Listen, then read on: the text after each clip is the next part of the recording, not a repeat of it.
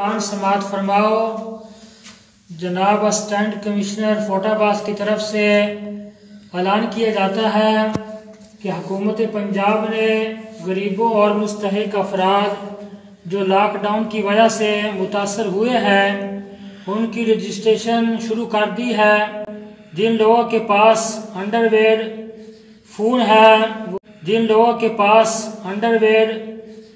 है वो Google play से इंसाफ इमदाद ऐप डाउनलोड करें और दिया गया फॉर्म फुल करें और सेव करें।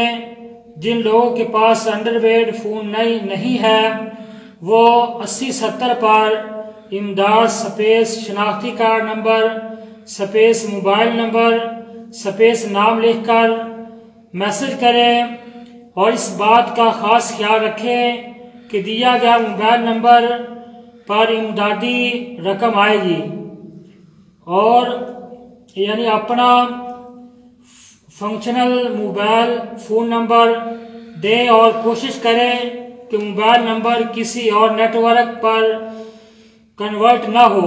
मोबाइल नंबर पर मोबाइल हर वक्त चालू हालत में रखें। शुक्रिया।